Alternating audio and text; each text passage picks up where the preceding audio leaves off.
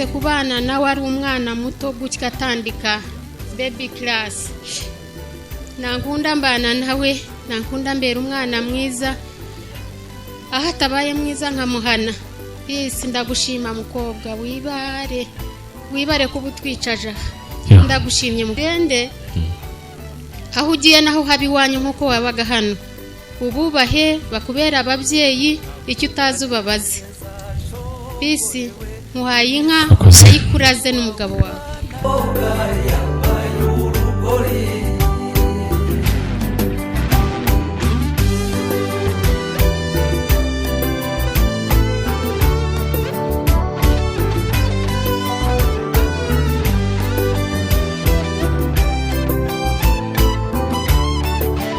Akagambo kamwe Hope nkubwira, ntago nzi mama wa bebe ariko nzi wowe.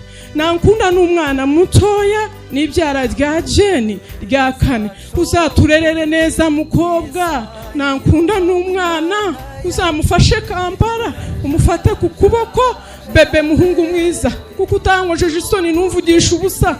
Wowe na nankunda muzaze mbahereza inka n'umugabo wanje. Iwacu n'ikinyogoga kandi inka turazifite.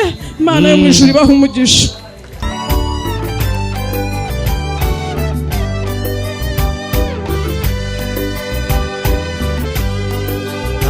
Kaneza shongorewe uyisangira wawe.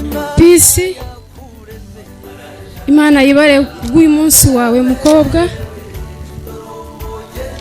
Genda ukunda umugabo wawe. Ndashima Imana iyo kugejeje kuri uyu munsi. Ikintu uzifasha Imana byose bizashoboka. Ikikunaniye ubaze Jeni, uko yabigenje nawe azaguha ubwenge uzabikora. Imana ibamere umugisha. Nguhaye inka mukobwa.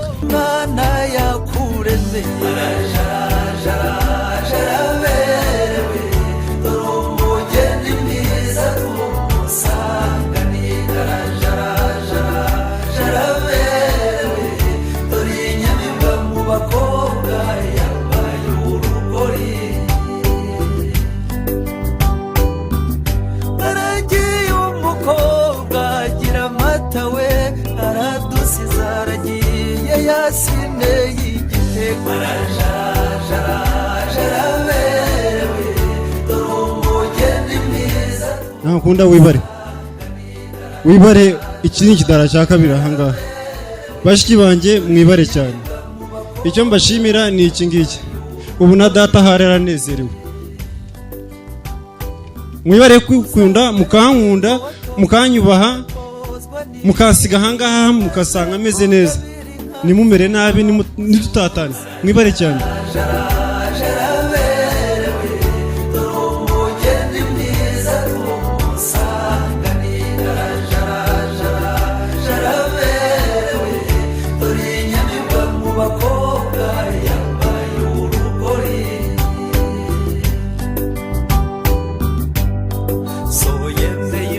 no kumanywa yihangu banyogosenge bemeye kugutanga karumunaka ubugasize doruduteye irungu dusize mw'icyuma n'umwe zo kwa 10 twagiye Kampala yambara ntuhaye inka nani guha uzanzanira umwana mbatese mbahinga inka mugamba zibahana ibindi Jeni muhaye akoze muze ntabwo bashakaza Jeni ariko yambwiye ngaguhaye inka kubyo wakora byose Imana wamugisha akoze Jeni ndagushimiye muhaye nanje nguhaye ubu kwibuvamo nabazakuzana muhereze inka tutagiye muri byinshi Jeni nanjye muhaye inka Imana kwihera umugisha Jeni muhaye inka yose mbiguhereye n'inka kubera ko wakoze neza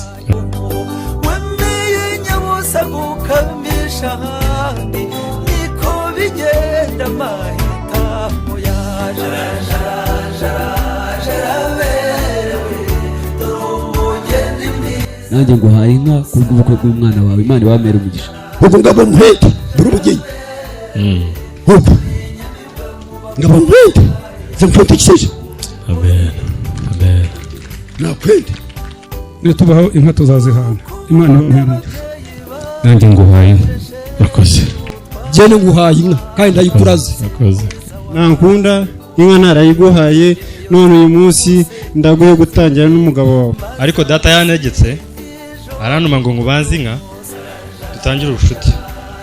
muramu wawe ari muramu wanjye mugabo wa Kinyana nawe ngo aguhaye inka gusa sinkizo. pisi Imana yibare kugeza kuri uyu munsi ikagukorera ibitangaza nk'ibi. Urabizi naragutwerereye nako twaragutwerereye ngo haye inka. urakoze. pisi uhaye inka none nagendana na miliyoni 10 n'imitwaro 50 je nizo makamarongi yagize ite yaguha zuzaki.